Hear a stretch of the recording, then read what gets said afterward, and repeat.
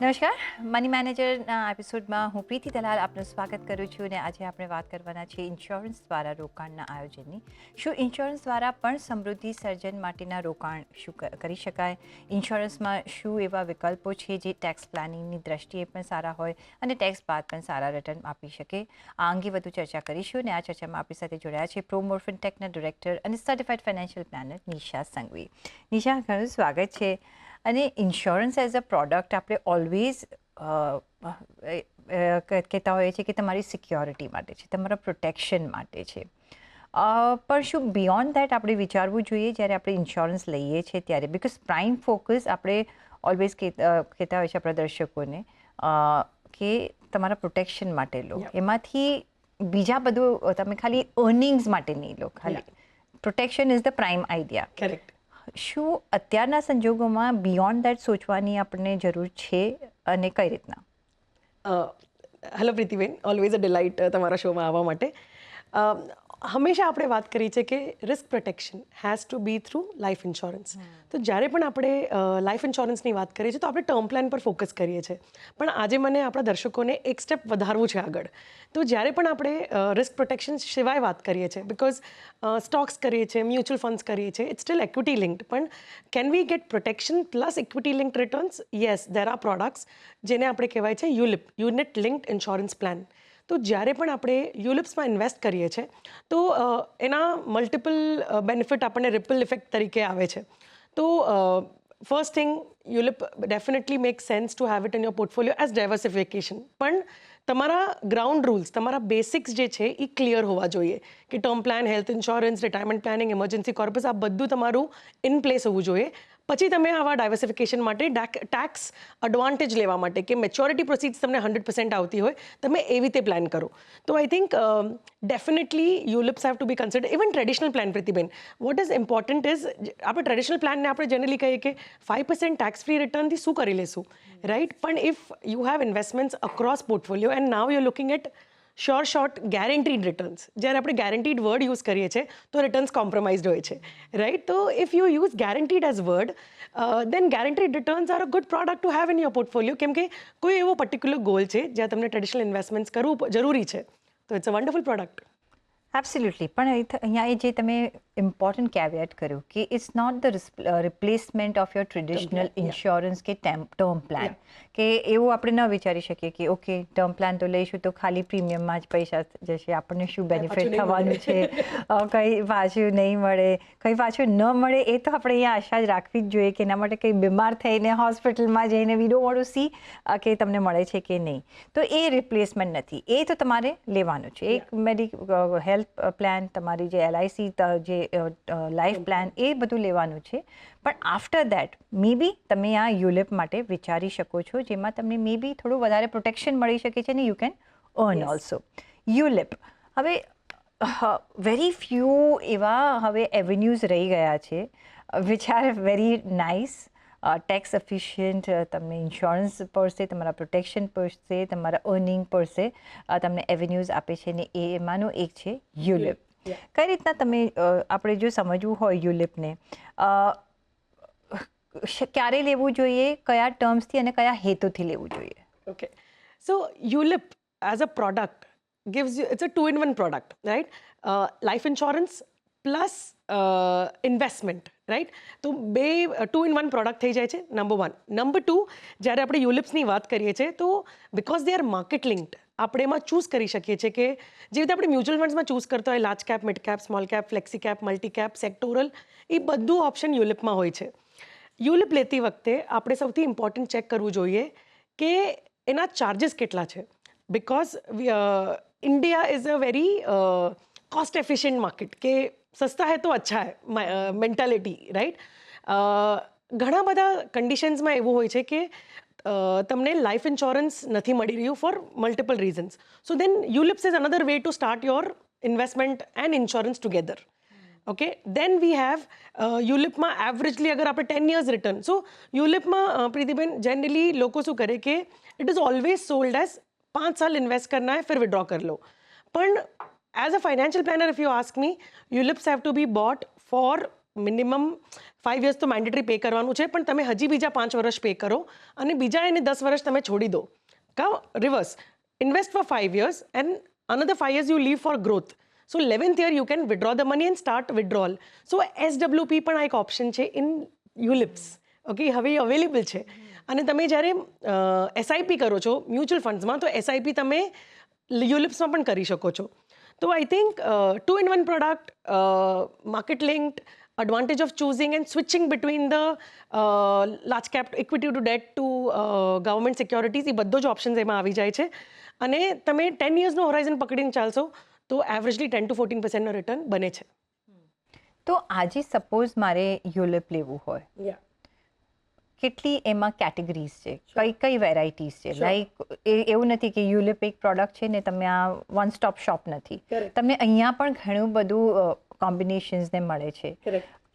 કેટલા એવા categories available છે અહીંયા?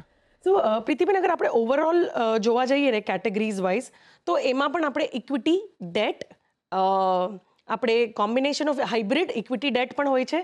પ્લસ જ્યારે આપણે ઇક્વિટીનું બાયફિકેશન કરીએ છીએ તો એમાં large cap, mid cap, small cap, flexi cap, multi cap અને some exposure towards multi asset પણ એનો ઓપ્શન્સ આવે છે. તો એ યુલિપ એકદમ જ આપણે મ્યુચ્યુઅલ ફંડ તરીકે જોઈ શકીએ છીએ વિથ લાઈફ પ્રોટેક્શન. સો આ કયા સિચ્યુએશનમાં લેવું જોઈએ કે તમને કોઈ પર્ટિક્યુલર સિચ્યુએશનમાં તમને ટર્મ લાઈફ નથી મળતું, then you should look at this product. Number 1. Number 2, diversification માટે એક સૌથી ઇમ્પોર્ટન્ટ પાર્ટ, જ્યારે આપણે પ્રીમિયમ્સ ભરે છે, સો જે નવી ટેક્સેશન્સ લાસ્ટ 2 yearsમાં ઇન્ટ્રોડ્યુસ થઈ છે રિલેટેડ ટુ યુલિપ્સ, એમાં શું આવ્યું છે કે 2.5 લાખ સુધી અગર તમે વર્ષનું પ્રીમિયમ ભરશો પર પેન કાર્ડ પર પર્સન, રાઈટ, તો 2.5 લાખ તમે 10 years ભરશો તો 25 લાખ રૂપિયા તમારા જમા થઈ શકે છે. આ 2.5 લાખ અગર 10 yearsમાં અગર એ 12.5 રેન્જથી પણ અગર ગ્રો થાય છે, તો this 25 lakhs can grow to approximately 75 lakhs at a 12% growth rate, right?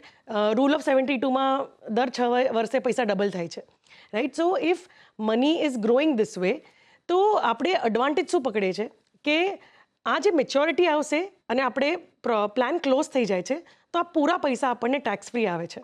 So this is the most beauty part of ULIP, where we digress a little bit from mutual funds. Okay, mutual funds આપણે કરીએ છીએ equity exposure, પણ એમાં પહેલા 1.25 લાખ પર તમને tax નથી લાગવાનો, પણ એના પછીના આગળના ગેઇન પર તમને ટેક્સ બિલકુલ લાગવાનો છે.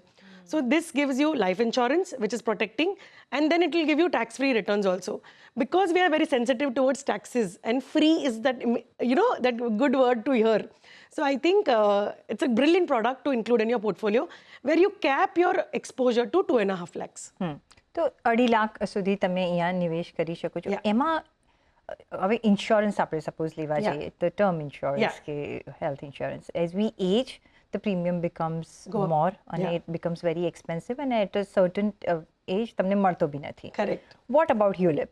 યુલિપમાં જો તમે નિવેશ કરો છો, because it's a investment plus protection product, કોઈ પણ એજ પર તમે કરી શકો ને કઈ જાતનું પ્રોટેક્શન તમને મળી શકે છે if you don't have your basic term plan or health plan? Sure. So term plan ની વાત કરીએ આપણે, તો term plan generally people restrict till 60-65. Okay, most of the life insurance companies. જ્યારે આપણે યુલિપ્સની વાત કરીએ છીએ તો યુલિપ્સમાં પણ they start they stop you at 60-65, then they tell you કે તમે પ્રપોઝર બની જાઓ, લાઈફ અશ્યોર્ડ બીજા કોઈને બનાવો. તો આઈ થિંક યુલિપ્સમાં આ એક સ્પેસ છે where you can take advantage of it. તમે એઝ અ ગ્રેન્ડ પેરેન્ટ તમે તમારા ગ્રેન્ડ સન, ગ્રેન્ડ ડોટરને ગિફ્ટ આપવો હોય તો તમે યુલિપનો પ્લાન આપો, યુ બીકમ અ પ્રપોઝર, તો તમારા કંટ્રોલમાં પૈસા રહેશે. જ્યારે એ ચાઇલ્ડ 18 વર્ષ થશે તો એ તમે એને ચેન્જ કરી શકો છો. કા ગ્રેન્ડ પેરેન્ટની ડેથ થઈ જાય છે તો એ પેરેન્ટના નામ પર એટલે ચાઇલ્ડના નામ પર ટ્રાન્સફર થાય છે. If the child is minor then there will be parent involved as guardian. તો એ કેસમાં પણ ULIP works, because what we are trying to do is we are trying to create wealth. This is basically wealth creation with protection. But suppose I am 55 જી અને મારે જો લેવો હોય કે 55 કે 60 કે whatever, મારે યુલિપ લેવું હોય, કઈ રીતના ટ્રીટમેન્ટ મળી શકે છે? અને હું by in that period if I fall sick or if something happens to me, કઈ જાતનું મને પ્રોટેક્શન મળે છે એ સમજવું હોય તો, કારણ કે I am talking of a scenario કે જો મારી પાસે ટર્મ પ્લાન નથી અને હું નથી મેળવી શકતી, કે ઇટ્સ વેરી એક્સપેન્સિવ, તો કઈ રીતના? સો પ્રીમિયમના 10 ટાઈમ્સ તમને કવર મળે છે. તો તમારું વર્ષનું પ્રીમિયમ અગર 1 લાખ તમે લો છો, તો આપણે કીધું કે મેક્સિમમ 2.5 લાખ લેશો તો એનું 10 ટાઈમ્સ, તો તમારે 25 લાખનું લાઈફ કવર મળે છે. એવરી યરનું પ્રીમિયમ, તમે વર્ષનું જે પ્રીમિયમ ભરો છો 2.5 લાખ રૂપિયા, એનું 10 times, then only it will become tax free at maturity under section 1010D. Right? So life coverage એટલું જ રહેશે, પ્રીમિયમના 10 ટાઈમ્સ. પ્રીમિયમના 10 times, whatever age you take, Correct. it doesn't matter. Yeah. Right? Okay. So આ એક સમજવું જરૂરી છે, Yes. because આ એક એડવાન્ટેજીસ બની શકે છે જેની પાસે ટર્મ પ્લાન નથી. Yeah. પણ સપોઝ આપણે જ્યારે ટ્રેડિશનલ પ્લાન્સની વાત કરી રહ્યા છે અને આપણે કહ્યું કે સબસ્ટિટ્યુટ નથી, જો તમે ટર્મ પ્લાન લીધો છે તો યુલિપ ના લો, યુલિપ લીધું છે તો ટર્મ પ્લાન ના લો, maybe rather the other way. Why choose કરવું જોઈએ ULIP over the traditional plan? Okay, so I will not say you should choose over it. You should have both as a basket in your portfolio, because આપણે insurance planning કરીએ છીએ, right? So term plan and health insurance are non-negotiable. Then we go to diversification apart from your regular investments to ULIPs, because at maturity it is going to be tax free. Now traditionalમાં શું નવું provision છે? ટ્રેડિશનલમાં એ એવું કહે છે કે 5 લાખ સુધી તો આપણે જ્યારે એન્યુઅલ પ્રીમિયમ પે કરીએ છીએ, તો એ 5 lakh annual premium say for 10 years you pay 50 lakhs at 5% અગર ગ્રો થતું હોય, તો at 10 to 12 years your money will double, right? So with a 5% tax free. Okay, so tax free is very very important to be known. અને એ જે પૂરા જે પૈસા maturity પર આવશે એ આપણને ટેક્સ ફ્રી રહેવાના છે. અગેન 5 lakhs પ્રીમિયમ આપણે ભરીએ છીએ તો એનું 10 times કવરેજ આપણને મળે છે. સો 50 lakhsનું લાઈફ કવરેજ છે. So imagine you don't have a term plan and you are not eligible because of health conditions. તો યુલિપના થ્રુ તમને 2.5 લાખના પ્રીમિયમ પર તમને 25 લાખનું કવર મળે છે. 5 લાખ થ્રુ ટ્રેડિશનલ તમને 50 લાખનું કવરેજ મળે છે. 75 lakhsનું લાઈફ કવરેજ પણ છે. So if at 55 somebody is planning, you have a 75 lakhs coverage. તમે 10 yearsની પોલિસી લીધી છે, સે 60th યરમાં ડેથ થઈ જાય છે, તો 60th યરમાં જેમ યુલિપમાં ફંડ વેલ્યુ હશે એ મળશે અને ટ્રેડિશનલ પ્લાનમાં જે સમ ઇન્શ્યોર્ડ હશે એ મળશે ફેમિલીને. હવે એક બીજો સિનેરિયો, Yes. સપોઝ હું મારી અર્લી ઓન એજમાં હું લઈ લઉં છું, when I am 30s or 40s or ત્યારે, એઝ અગેન્સ્ટ કોઈ 50 કે 55 પર Correct. છે, કયા બેનિફિટ મિસ આઉટ કરે છે કે is it the same returns you get or same you can continue with? અગર કોઈ યંગ પર્સન આજે લે છે અગર યુલિપ, તો we will say you take it for 25 years. So increase your duration. Increase your duration and increase your payment duration also, because તમને 30 yearsના આજે છે તો 45ના એજ પર 15 વર્ષમાં તમને પૈસાની જરૂર એટલી નહીં પડે. પણ હા, ટુવર્ડ્સ યોર રિટાયરમેન્ટ પ્લાનિંગ અગર આપણે યુલિપ્સની વાત કરીએ તો definitely it will serve you as another retirement pension, right? So if somebody young start, તો એની પાસે કમ્પાઉન્ડિંગની સાયકલ પણ મોટી છે, રાઈટ? તો એમનું કોર્પસ જે અક્યુમ્યુલેટ થશે એ કાફી મોટું થઈ શકે છે. Yes, so બધા જ I think I have covered view all the things. Yes. If I am missing out you just add.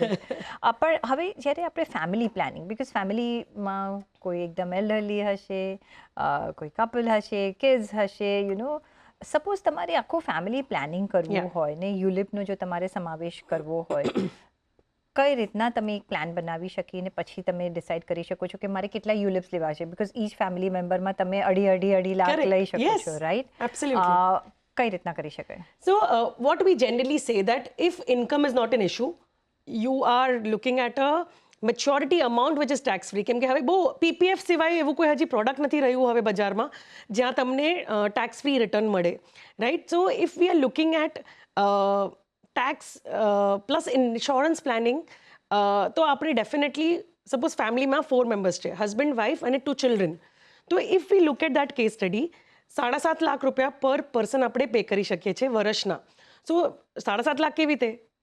5 lakh rupees of traditional plan and 2.5 lakh rupees of યુલિપ.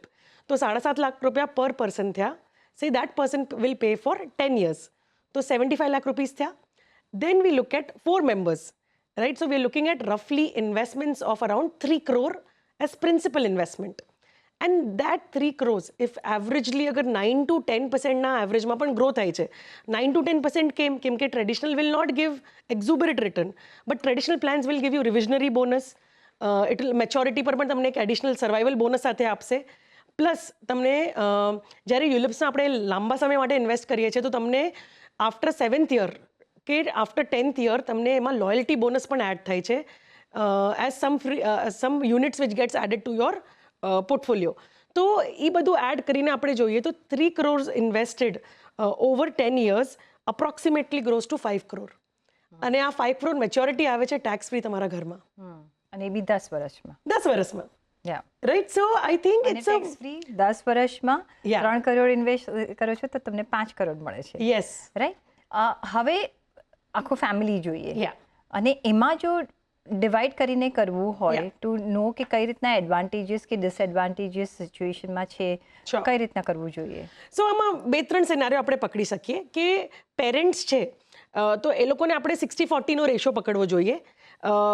Just to gauge કે because they are starting let assuming, તો 60% in equity and 40% in debt. Okay, the combination. Debt is basically traditional plan. All right.